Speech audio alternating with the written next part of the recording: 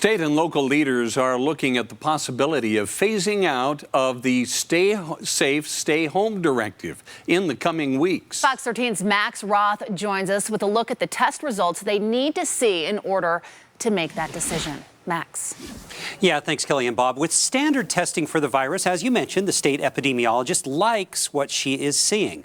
But a second kind of test that might help discover who has some immunity isn't yet there. In both cases, 5% is a key to understanding what's happening.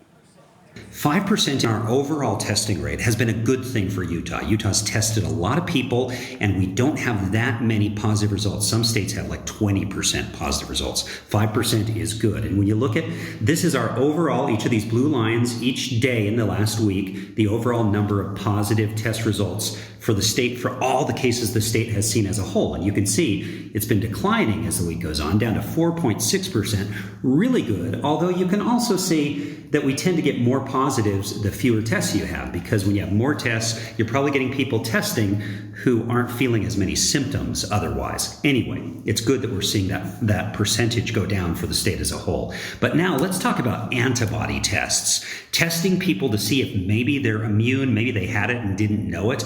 Those tests, this is a New York Times article, and it says they're not really delivering. Their 5% is a 5% false positive.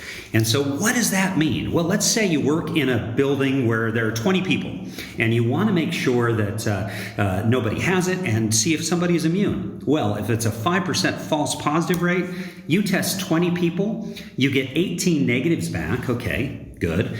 Someone's positive. Someone has the antibodies. And then you're probably getting one false positive too. What do you do with that? One of those people has a real positive, one has a false, you don't know. You probably get those two people retested to figure out who's who. But imagine you want to do that for a population as a whole. And you have Salt Lake City, 200,000 people being tested. You have a false positive rate with that many people, 10,000 people positive, 10,000 people false positive. How do you sort out who's who? So when we talk about antibody tests right now, they may be really helpful in understanding how much of the population has been exposed to COVID-19, getting a percentage.